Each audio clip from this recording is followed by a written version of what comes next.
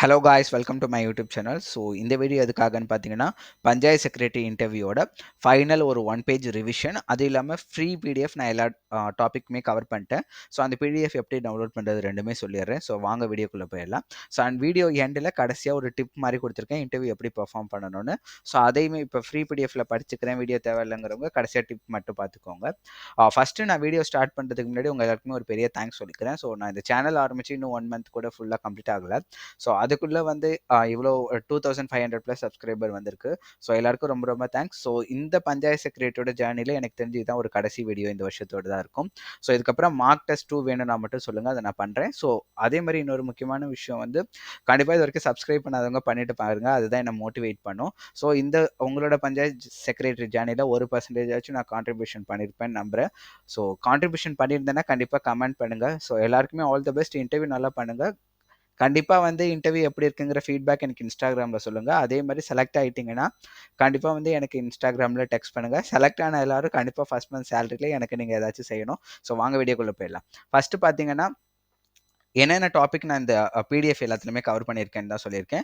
Panchayat act, உங்களோட roles and responsibility, so real டைமில் என்னென்ன இஷ்யூஸ் வரும், அதை எப்படி ஹேண்டில் பண்ணுவீங்க, இன்டர்வியூவோட மாடல் கொஸ்டின்ஸ், அப்புறம் ப்ரியாரிட்டி லிஸ்ட் இதெல்லாம் பண்ணுவாங்க. இதை பேஸ் தான் வந்து நான் பிடிஎஃப் கிரியேட் பண்ணியிருக்கேன்.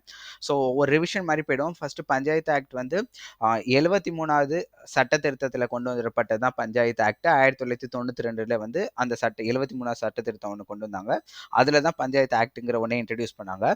பட் தமிழ்நாட்டில் அஃபிஷியலாக வந்து இது எப்போ இன்ட்ரடியூஸ் ஆச்சுன்னா 1994. ஸோ பஞ்சாயத்து ஆக்ட் எப்போ தமிழ்நாட்டில் வந்துச்சுன்னு கேட்டிங்கன்னா 1994 தான் வந்துச்சு. ஸோ நேஷ்னல் பஞ்சாயத்து ராஜ் டே அப்படிங்கிறது எப்போ கொண்டாடுவாங்க, எந்த டேலேருந்து கொண்டாட ஆரம்பிச்சாங்கன்னு பார்த்தீங்கன்னா 24 ஏப்ரல் 1993 தான் நேஷ்னல் பஞ்சாயத்து ராஜ் டே அப்படின்னு சொல்கிறாங்க. ஸோ இதோட இந்த பஞ்சாயத்து ராஜ் இல்லை இந்த பஞ்சாயத்து ஆக்ட் எதுக்கு கொண்டு வந்தாங்கன்னா, ஸோ பப்ளிக்கோட பார்ட்டிசிபேட் வந்து பஞ்சாயத்தில் எல்லாத்துலேயுமே இருக்கணும், டிரான்ஸ்பரன்சியாக இருக்கணும், லோக்கல் கவர்னன்ஸ் இதுக்காக தான் கொண்டு வந்தாங்க. ஸோ பஞ்சாயத்தோட சிஸ்டம் என்னன்னு பார்த்தீங்கன்னா, முதல்ல 3 டேர்ம் இருக்கு. ஸோ மாவட்ட ஊராட்சி, ஊராட்சி ஒன்றியம், கிராம ஊராட்சி.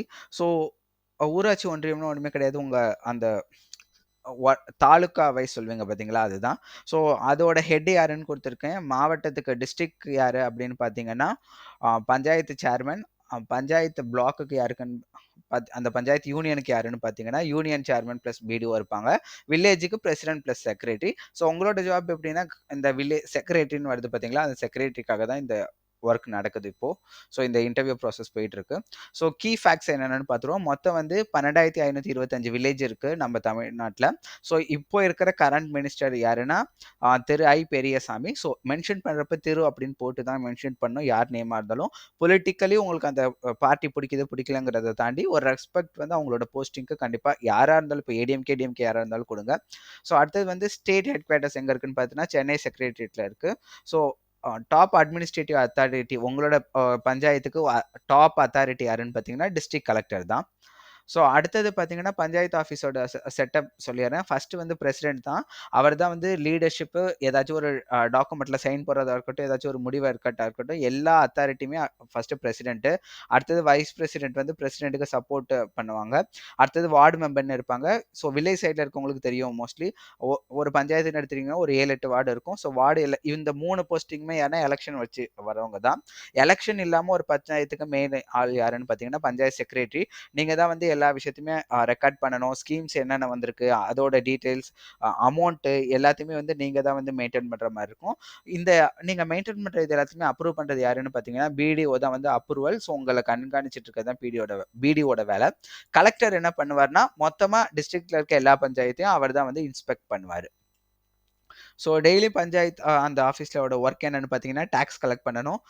ஒரு ஸ்கீம் கொண்டு வராங்கன்னா அதில் யார் யாரெல்லாம் பயன்பெறுவாங்க, ஸோ வருமான கோட்டுக்கு கீழே யார் யாரெல்லாம் இருக்காங்க, ஸோ அந்த மாதிரி லிஸ்ட்டெல்லாம் எடுத்து கொடுக்கணும். ஸோ அந்த ஸ்கீம் ஒன்று இன்ட்ரடியூஸ் பண்ணியிருக்காங்கன்னா அதோட தற்போதைய நிலைமையில் அந்த ஸ்கீம் எப்படி போயிட்டுருக்கு, ஒரு வீடு கட்டுறாங்கன்னா எத்தனை வீடு கட்டியிருக்காங்க, வீடோட ஸ்டேஜஸ் என்ன, அந்த மாதிரி. ஸோ எல்லாத்தையுமே ஒரு ரிஜிஸ்டரில் போட்டு நீங்கள் தான் மெயின்டைன் பண்ணணும். பப்ளிக் கவர்னன்ஸ்னால் ஒன்றுமே கிடையாது. ஒரு கவர்மெண்ட்லேருந்து ஒரு ஆர்டர் வருதுன்னா அது பப்ளிக்கிட்ட கம்யூனிகேட்டாக இருக்கட்டும், கிராம சபா நடத்துறதா இருக்கட்டும், இது எல்லாமே உங்கள் ஒர்க்கு தான், டெய்லி ஒர்க்கு. ஸோ அடுத்தது வந்து என்னென்ன ஒர்க்லாம் உங்ககிட்டேருந்து எதிர்பார்ப்பாங்க, ஸ்கீம்ஸ் வருது. ஸோ இந்த ஸ்கீம்ஸ் டாபிக் ரொம்ப முக்கியம். இதுக்காக தனியாக வீடியோ போட்டிருக்கேன், அதை கண்டிப்பாக பார்த்துருங்க. ஃபஸ்ட்டு பிஎம்ஏஒய்னா என்னென்னா வீடு கட்டுறது தான். ஸோ வீடு கட்டுறப்ப அந்த யார் யாரெல்லாம் அந்த வீட்டுக்கு வந்து பெனிஃபிஷியரிங்கிற லிஸ்ட்டு நீங்கள் தான் எடுத்து கொடுக்கணும். ஸோ ஃபைனலாக அந்த அப்ரூவல் ஃபைலுமே நீங்க தான் என்னென்ன டாக்குமெண்ட் வேணுமோ அதெல்லாம் ரெடி பண்ணி குடுத்துட்டு, அதுக்கப்புறம் அந்த வீடு கட்டுறது ஃபுல்லாவே ஃபோட்டோ எடுத்து அனுப்புறது, எந்தெந்த ஸ்டேஜ்ல இருக்காங்க. ஃபர்ஸ்ட் 3 இன்ஸ்டால்மென்ட்ல அமௌண்ட் வரும். 3 இன்ஸ்டால்மென்ட்டுக்குமே வந்து நீங்க தான் வந்து அந்த பிக்சர் எடுத்து அனுப்பி அமௌண்ட் வாங்கி குடுக்குற அளவுக்கு உங்களோட வேலை தான். அடுத்தது ஜேஜேஎம்னா ஒண்ணுமே கிடையாது. டேப் வாட்டர் கனெக்ஷன் எல்லா வீட்டுக்கும் போணும் அப்படிங்கிறதுக்காக. அடுத்தது 3வது எம்ஜிஎன் ஆர் இஜிஎஸ்னா இது நெறைய வாட்டி சொல்லிட்டேன். இது 100 நாள் வேலை.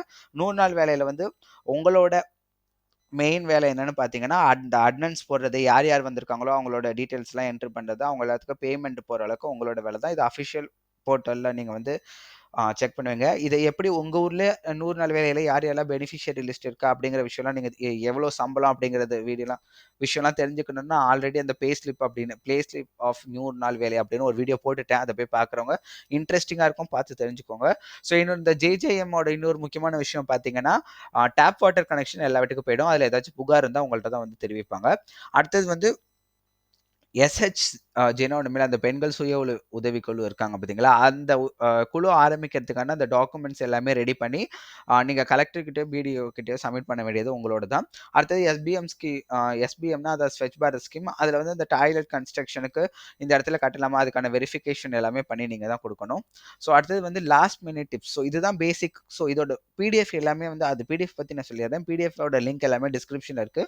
ஸோ எனக்கு தெரிஞ்சு ஒரு 2, 3 பிடிஎஃப் இருக்கும். எல்லாத்தையுமே வந்து படிச்சுக்கோங்க. ஃபர்ஸ்ட் நான் என்ன சொல்லிடுறேன்னா, இன்டர்வியூக்கு டாப் 15 கொஸ்டின்ஸ் வீடியோ போட்டுட்டேன். ஃபர்ஸ்ட் அந்த வீடியோ போய் பார்த்துடுங்க.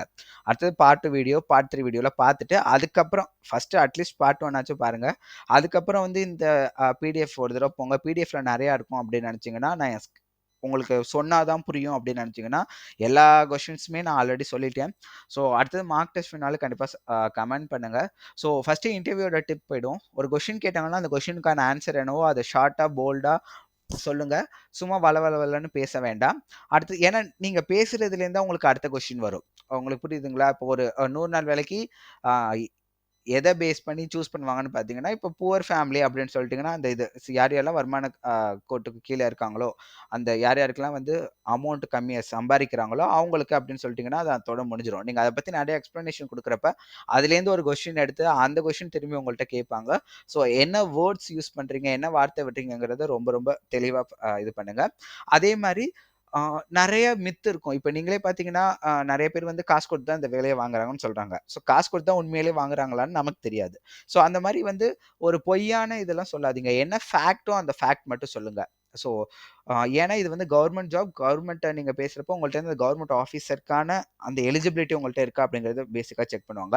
அதுக்கப்புறம் நெறைய பேர் இங்கிலீஷ்ல பேசலாமா? இல்ல தமிழ்லே தூய தமிழில் பேசணுமா? அதெல்லாம் தேவை கிடையாது.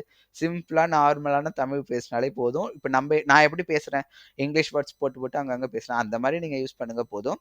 ஸோ அதே மாரி பொலிட்டிக்கல் கமெண்ட்ஸ் எதுவுமே இது பண்ணாதீங்க. ஸோ இப்ப ஏதாச்சும் இந்த பஞ்சாயத்துல இஷ்யூஸ் இருக்கு. இந்த இஷ்யூஸ் எல்லாம் யார் மேல தப்பு அப்படின்னு கேட்டாங்கன்னா, சார் இப்ப ஏடிஎம்கே மேல தான் சார் தப்பு, இல்ல டிஎம்கே மேல தான் சார் தப்பு, இல்ல பிஎம்கே ஏதோ ஒரு கட்சி பேர சொல்ல வேண்டாம்.